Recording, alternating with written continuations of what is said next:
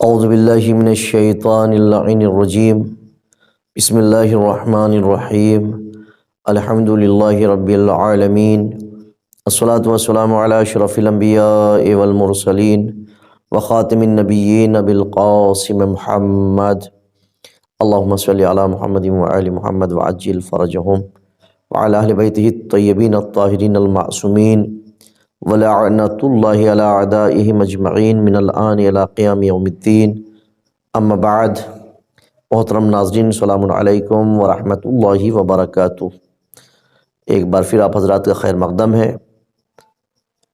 میں آج پھر حقوق اولاد اور ارشادات اہل بیت اطہار علیہم السلام لے کر حاضر ہوا ہوں، جس میں آج کا ہمارا موضوع ہے کھانا کھانے کے آداب کی تعلیم، جو کہ ایک بہت ہی امپورٹنٹ موضوع، بہت ہی اہم موضوع ہے۔ اس پہ ہم گفتگو کریں گے، اور وہ بھی جو معصومین علیہم السلام نے بیان کیا ہے۔ کھانا کھانے سے متعلق بھی جو کچھ آداب اور سنتیں ہیں، اس کو تقریباً ہر امام سے اس کے متعلق احادیثیں نقل کی گئی ہیں۔ چونکہ وقت کم ہوتا ہے، اس کی بنا پر ہر امام کی، ہر معصوم کی ہم حدیث یہاں پر نہیں بیان کریں گے، بلکہ جو ضروری ہے وہ بیان کریں گے، جو اسلامی تعلیمات کا ایک حصہ ہے۔ لہٰذا بہتر ہے کہ ہم خود بھی ان کے پابند ہوں اور اپنے بچوں کو بھی ان سے آشنا کرائیں، یعنی جو روایات و احادیث موجود ہیں کھانا کھانے کے متعلق، اس سے ہم خود بھی آشنا ہوں اور ہمارے بچے بھی آشنا ہوں۔ اس اسلامی آداب میں سے یہ ہے کہ دسترخوان پر بیٹھنے سے پہلے ہم اپنے ہاتھوں کو دھو لیں۔ یہ بہت ہی اہم ہے، اس کے فوائد بھی ہیں۔ اور اس کے بعد آرام سے بیٹھیں، پہلے بسم اللہ الرحمن الرحیم کہیں کھانا کھانے سے پہلے۔ ویسے تو ہر کام کی ابتدا بسم اللہ الرحمن الرحیم سے کرنی چاہیے، چاہے پھر وہ کھانا کھانا ہی کیوں نہ ہو، لیکن اس کے لیے خاص کر کہا گیا کہ آپ کھانا کھانے سے پہلے بسم اللہ الرحمن الرحیم ضرور کہیں۔ لقمے چھوٹے چھوٹے لینا ہے، اور اس کے علاوہ غذا اچھی طرح سے چبائیں۔ ڈاکٹری ہدایات میں ایک لقمے کو 25 بار چبانا لکھا ہوا ہے۔ کھانا کھانے کے وقت دوسروں کے منہ کی طرف نہ دیکھیں۔ کسی دوسرے کے سامنے سے روٹی یا دوسری غذا نہ لیں۔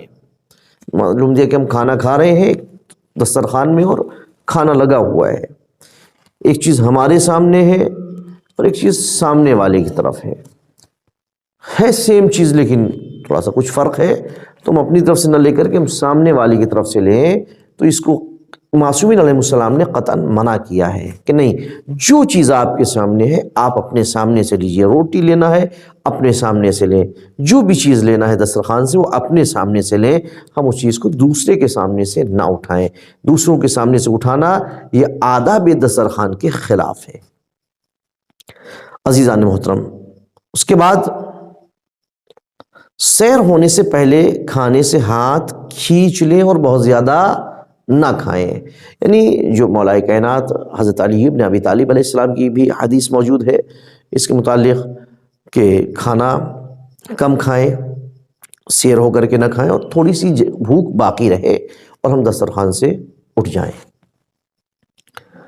دوسری چیز ہے عزیزان محترم، اچھا اب جو احادیثیں میں بیان کر دوں آپ کے سامنے، اس کے متعلق جو معصومین علیہ السلام کی اور احادیث ہیں وہ کیا ہیں، وہ میں بیان کرتا ہوں کہ مسمع نے حضرت امام جعفر صادق علیہ السلام سے، اور انہوں نے رسول خدا صلی اللہ علیہ وآلہ وسلم سے نقل کیا ہے کہ آپ نے فرمایا، جو انسان اپنے خانوادے کو کھانا کھلانے کے وقت دسترخوان پر بٹھائے اور اپنے سامنے کھانا رکھے، یعنی ایک چیز تو یہ واضح ہے کہ کھانا خانوادے کے ساتھ کھانا چاہیے، اس میں برکت بھی ہے، نہ کہ ایک ایک آدمی فردن فردن الگ الگ کھانا کھائیں۔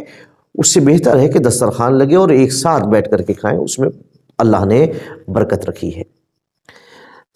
کیا کہا کہ جب سب ساتھ میں بیٹھیں کھانا کھائیں تو کھانا رکھیں اور ابتدا میں خدا کا نام لیں، یعنی بسم اللہ الرحمن الرحیم کہیں، اور اس کے خاندان والے بھی خدا کا نام لیں، یعنی جتنے افراد بھی بیٹھے ہیں سب بسم اللہ الرحمن الرحیم کہیں، اور آخر میں بھی خدا کی حمد کریں، چونکہ اس نے نعمت عطا کی ہے، یہ غذا اسی کی عطا کردہ ہے، اگر وہ نہ دیتا تو ہم کیسے کھانا کھاتے؟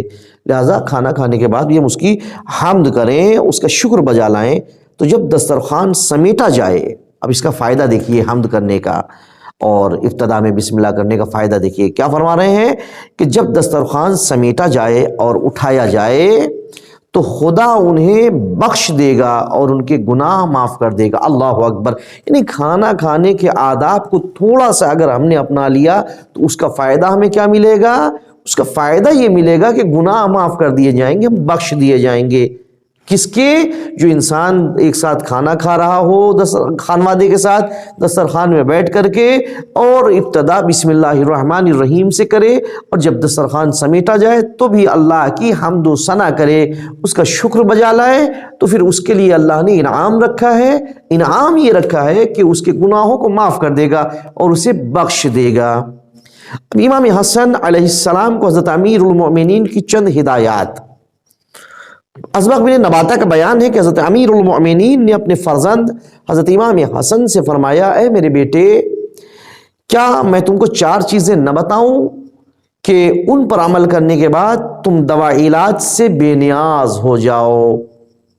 در حقیقت یہ چونکہ امام تو جانتے ہیں یہ باتیں امام کے ذریعے سے، اپنے فرزند کے ذریعے سے اپنے چاہنے والوں تک پہنچانا چاہ رہے ہیں. امام حسن علیہ السلام نے فرمایا، بابا کیوں نہیں بسم اللہ بیان کریے، آپ مجھے ضرور بتائیں میرے بابا. حضرت علی علیہ السلام نے فرمایا، دسترخوان پر کبھی نہ بیٹھنا مگر جب تک بھوک نہ لگے. یعنی امام علیہ السلام فرما رہے ہیں، امام علی علیہ السلام، کہ جب تک بھوک نہ لگے دسترخوان پر مت بیٹھنا، جب تک بھوک نہ لگے کھانا مت کھانا. اس کے بعد دوسری چیز امام نے فرمایا کہ دسترخوان سے اس وقت اٹھ جانا جب تھوڑی بھوک باقی رہ جائے، کہ اس سے کبھی کوئی بیماری نہیں ہوتی ہے. اور اس کے بعد تیسری چیز امام نے فرمائی کہ غذا کو خوب چبا کر کھاؤ. اور چوتھی چیز فرمایا کہ جب سونا چاہو تو اس سے پہلے ہاتھ منہ دھو لو، یعنی استنجا کر لو. اللہ اکبر. اب اس کے بعد پرخوری سے پرہیز. جناب لقمان حکیم نے اپنے فرزند سے فرمایا، بیٹا جب معدہ غذا سے بھر جاتا ہے تو فکر سو جاتی ہے. یعنی امام علی علیہ السلام نے کیوں روکا پرخوری سے؟ یعنی پورا پیٹ نہیں بھرنا چاہیے، سیر نہیں ہونا چاہیے، تھوڑی سی بھوک باقی رہے. اس کا ریزن، اس کا فائدہ، اس کا ثواب، اس کا سبب کیا ہے؟ یہ جناب لقمان حکیم نے بیان کیا اپنے بیٹے سے. فرمایا کہ بیٹا جب معدہ غذا سے بھر جاتا ہے تو پھر فکر سو جاتی ہے. جب انسان کی فکر سو جاتی ہے تو نہ عبادت میں دل لگتا ہے، نہ پڑھنے میں دل لگتا ہے، نہ کسی کام میں دل لگتا ہے، اور کام سے بیکار ہو جاتی ہے. فرما رہے جناب لقمان، حکمت کی زبان گنگ ہو جاتی ہے. یعنی پھر انسان اس وقت حکمت نہیں بیان کر سکتا، اور اعضائے بدن عبادت سے عاجز ہو جاتے ہیں. یعنی پرخوری کا، پیٹ بھر کے کھانا کھانے کا یہ نقصان ہے کہ انسان عبادت سے عاجز ہو جاتا ہے، پھر وہ عبادت سے دور ہو جاتا ہے، پھر وہ دل نہیں کرتا عبادت کرنے کا، اور اس طریقے سے دل سے وہ عبادت نہیں کرتا ہے. اس کے بعد آخری بات ہے، جب تک کلی نہ کر لو پانی نہ پیو. امام علی رضا علیہ السلام اپنے آباء و اجداد سے اس طرح روایت کرتے ہیں کہ امام حسین نے فرمایا، میرے والد ماجد حضرت امیر المؤمنین علیہ السلام نے ہم کو حکم دیا تھا کہ جب ہم مسواک کریں تو اس وقت تک پانی نہ پئیں جب تک کہ کلی نہ کر لیں. یعنی جب تک 3 مرتبہ پہلے کلی نہ کر لیں اس وقت تک پانی نہ پئیں. یعنی مسواک کریں تو مسواک کرنے کے بعد کم از کم 3 مرتبہ کلی کریں تب پانی پئیں. عزیزان محترم، اس کے علاوہ بھی متعدد موضوعات پر گفتگو ہے جو آداب دسترخوان کے حوالے سے ہے. بہت ساری چیزیں ہیں جو کہ میں بیان نہیں کر رہا ہوں، اسی پر اکتفا کر رہا ہوں، لیکن اگر دیکھوں گا آگے ضرورت ہوگی انشاءاللہ تو اور زیادہ میں تفصیلی گفتگو کروں گا اس آداب دسترخوان کے حوالے سے، اور کوشش کروں گا کہ ہر امام کے جو احادیث سے موجود ہیں وہ آپ کے سامنے بیان کروں. فی الحال میں ابھی یہیں پر اپنی بات کو تمام کرتا ہوں، آپ سے اجازت چاہتا ہوں. خدا حافظ. وآخر الدعوانا ان الحمد للہ رب العالمین.